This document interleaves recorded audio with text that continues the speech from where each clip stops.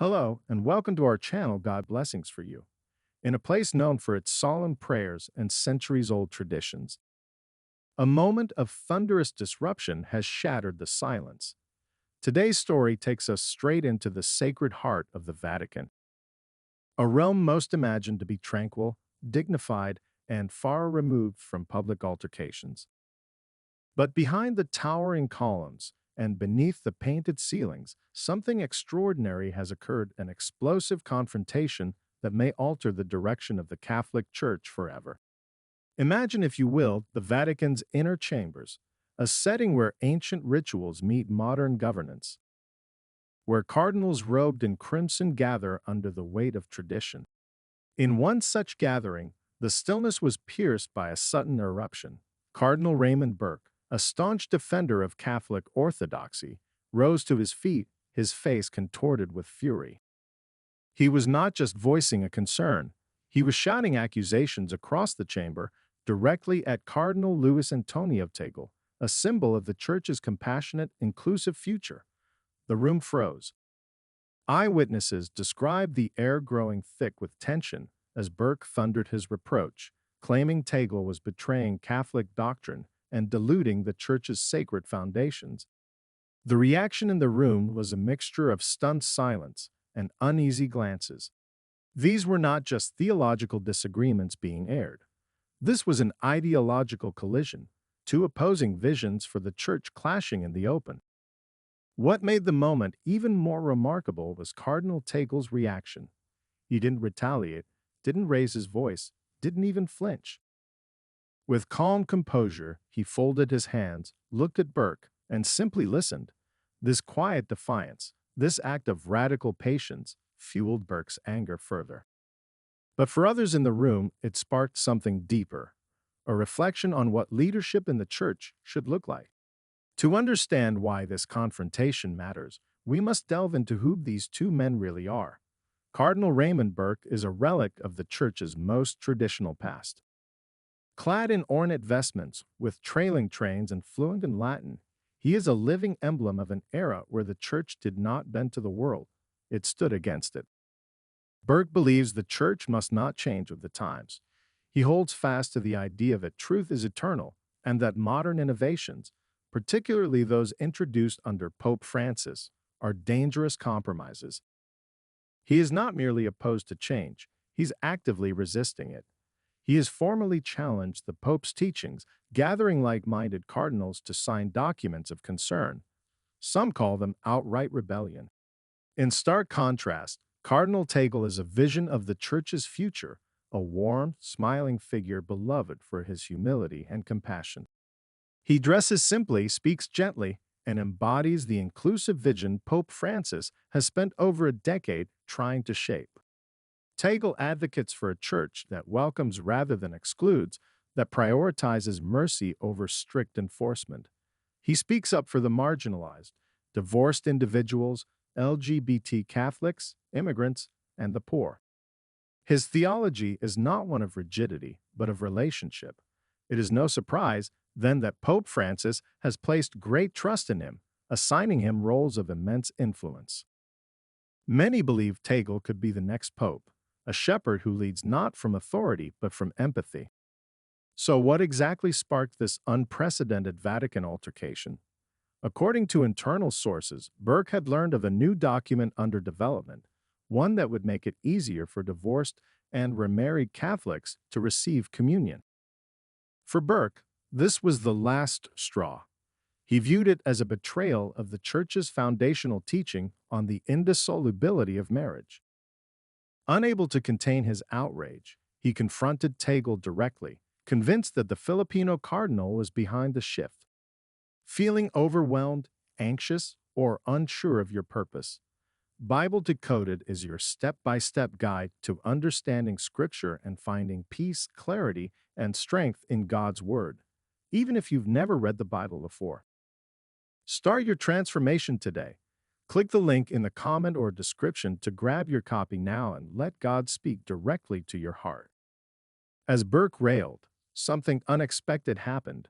Cardinals began to move. Some rose from their seats and approached Burke, showing support with nods and murmurs. Others gravitated toward Tagle, signaling solidarity with his vision. In a matter of minutes, the ideological rift that had quietly simmered for years erupted into plain sight. The chamber was no longer a place of unity, it was a battlefield of beliefs. An elderly Italian cardinal, his voice shaking, tried to calm the situation. Brothers, he implored, this is not how we resolve our differences. But it was too late. The veil had been lifted. The world would soon know about this internal war within the church's highest ranks. All eyes turned to Tagle as Burke's tirade ended. Would he strike back? Would he respond with fire? Instead, Tagle looked around the room, locking eyes with his peers. With quiet conviction, he spoke. Cardinal Burke, I understand your passion. Though we see the path forward differently, I share your love for the church. Perhaps we can continue this conversation privately, in prayer and with open hearts. The statement struck a chord. It was not just a display of patience, it was a declaration of leadership. Some saw it as saintly restraint, others saw it as strategic brilliance.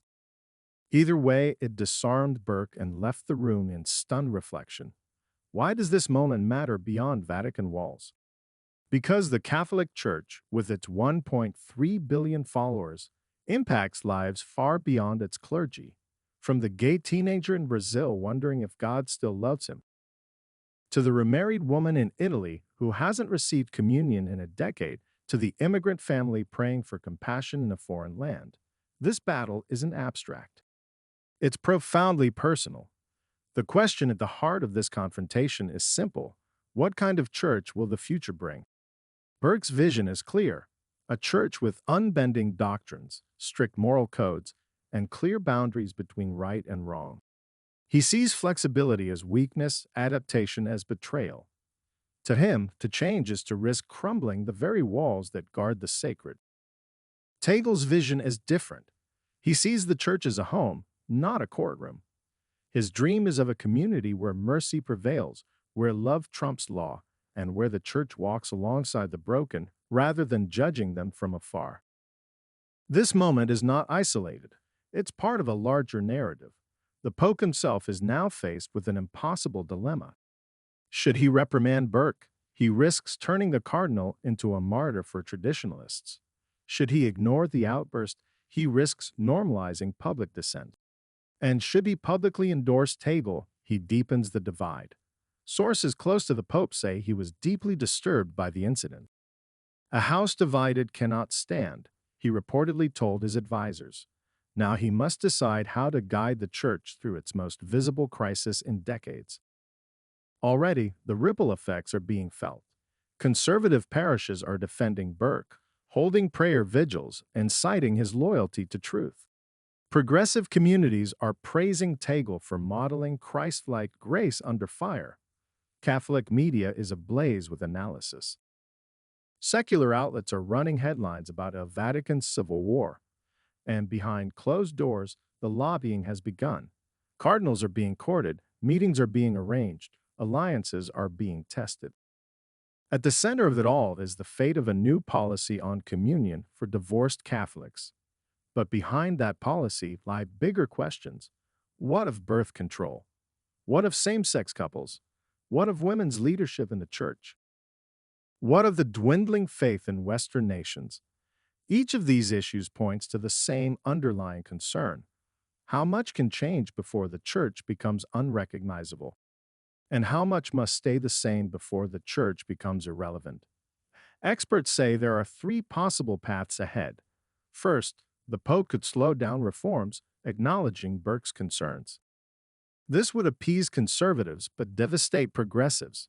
Second, he could double down, backing Tagle and accelerating change. This risks a formal schism, with traditional factions potentially breaking away. The third path is compromise. Delicate, uncertain, but perhaps the only way forward. This would involve carefully balancing reforms while respecting tradition, moving slowly but deliberately toward unity. Regardless of the outcome, one truth remains.